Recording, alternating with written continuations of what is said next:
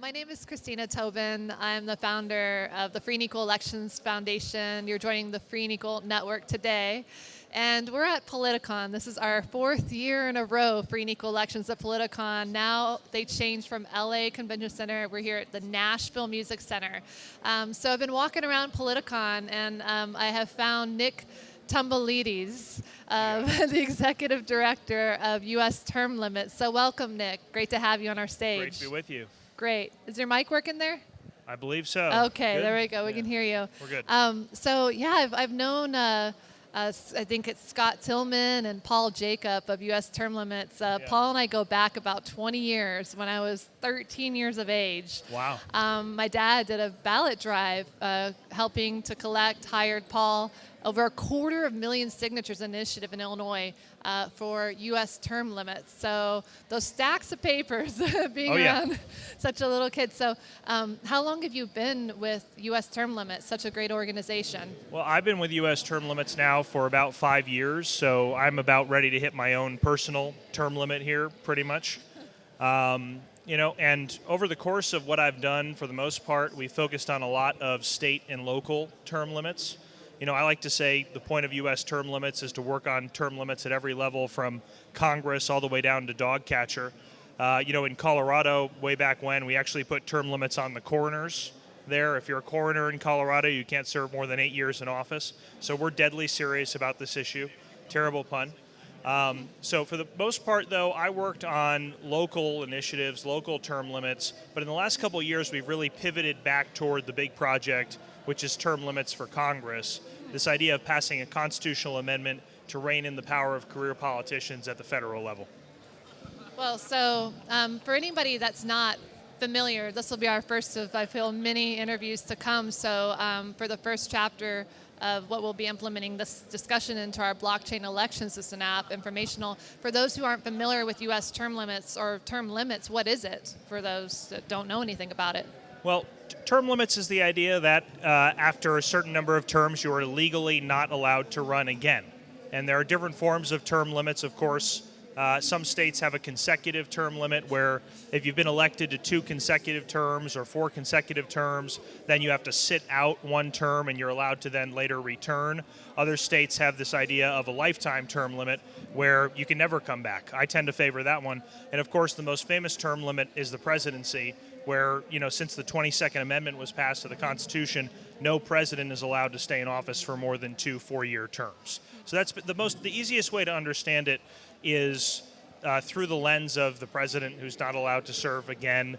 But the idea of term limits is just to stop politicians from accumulating too much power in office, stop them from becoming too entrenched. Ideally, you want elected officials who can change the system before it changes them. And if you cut them off at the pass with a term limit, it's a good way to get that kind of infusion of new blood, new ideas in political office.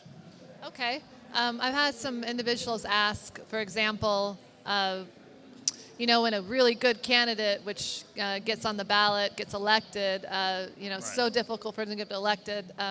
And wow, I think this is only one of the few arguments against term limits, because it seems like a great thing overall. But it can knock somebody out that's an accountable candidate that had a hard time, getting elected in the first place. How do we counter that with term limits? I've always been interested how I could answer that. Well, I'm more sympathetic to the idea that you deserve to keep your seat if you're doing a good job, if you're listening to your constituents, if you're producing good outcomes, rather than measuring it based on how hard you work to get into that position. But I will say, this is the old good guy argument. We've heard this about Ron Paul. We've heard this about other people. Like, what happens with term limits? Don't you get rid of some of the good guys? You do, but if you talk to most of the good guys now, they are very disaffected. They are very disgruntled. They're upset that they're basically buried under a typhoon of seniority in Congress or in any legislature, where the members of leadership, the establishment, basically call all the shots. If you want any semblance of influence in the body, you basically need to keep your head down, toe the party line, and be a cog in the machine. And so folks like that, the only good guys we have right now in the system are pretty much drowned out by these senior incumbents. And most of those good guys would prefer term limits, because then you at least get this infusion of citizen legislators who'd be doing the right thing. So instead of a guy like Ron Paul losing on one end of like a 434 to 1 vote, he might have some allies in Congress who would join with him to vote for some of the right things. I agree with that logic in the sense that an accountable candidate probably would run under the basis of feeling that Right. it's a duty to run for office and okay with after a cycle or two of not running again, right? That's the kind of people that we want to have running for office in the future. It's not the kind we currently have in office, right? Exactly right. The people who run for office today are people who can envision themselves spending 30 years in Washington, D.C., becoming that cog in the machine. Maybe after about 10 years, the leadership say, well, you've done a good job being our lapdog. Here's a vice chairmanship on a committee. After 20 years, here's a chairmanship on a committee. After 30 years, okay, now you're in leadership personally. But by the time you spend 30 years in Congress, the whole system is pretty much broken your spirit. You've become assimilated to it. You've forgotten what the passions that inspired you to run for office in the first place. And the people who run for office today are the people who can envision themselves spending 3 decades in Washington, D.C.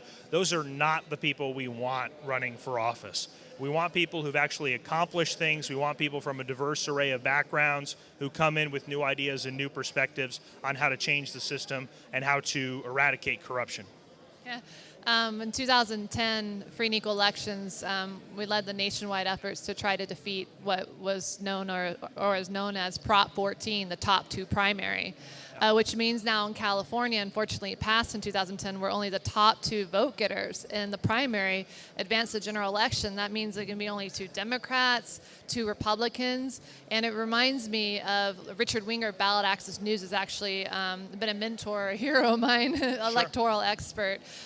He described it as Louisiana-style politics, the top 2 primary, where no incumbent has been knocked out of office, over 30 years. So when I think of the fact that we don't have term limits, it seems like another flaw of the electoral system, right, to keep these congressional and really all federal, state, and local candidates to get reelected over and over again. Yeah, in theory, there's this idea of people who say, well, if you don't like your incumbent, why don't you just vote him out?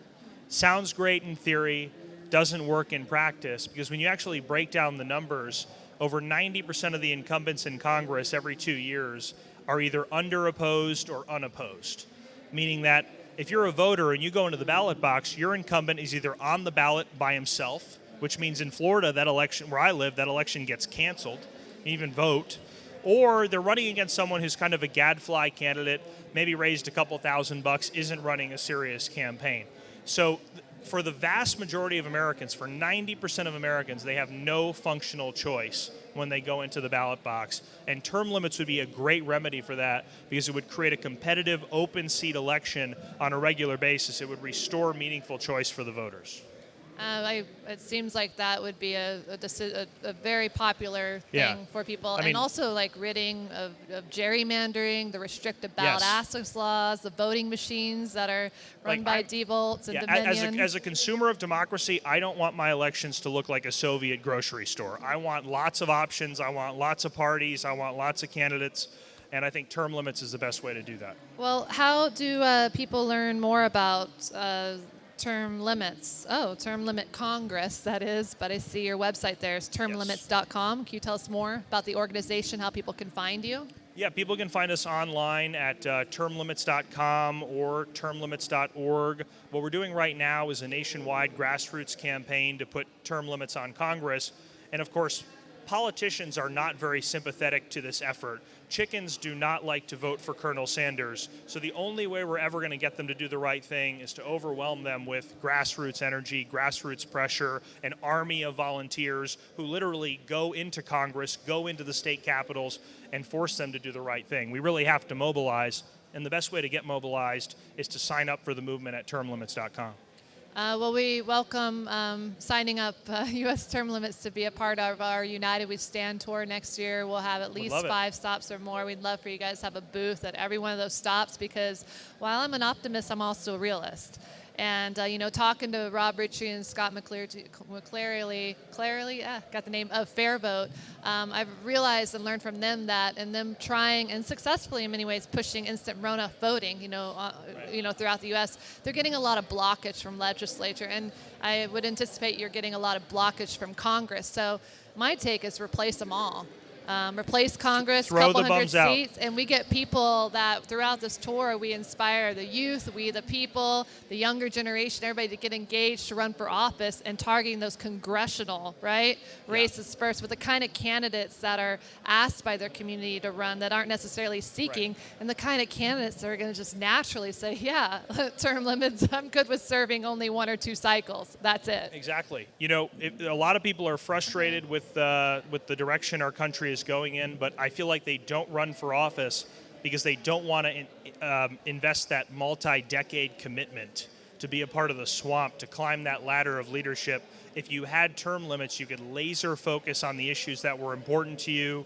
You could have a sense of urgency to go in and solve those problems without so much worrying about the political consequences or without so much worrying that the special interests were going to abandon you at the end of the day.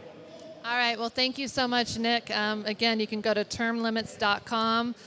Let's term limit Congress. How about let's replace Congress with candidates that want and do support term limits. So thank you for your great work, and we look forward to working with you. We already have, but for years and decades to come. Appreciate it, Christina. Thank you, Nick, Thank for you, your Free time. and Equal. Thank you. I'm enjoying the Free and Equal Network. More voices, more choices. Thank you so much for joining us today.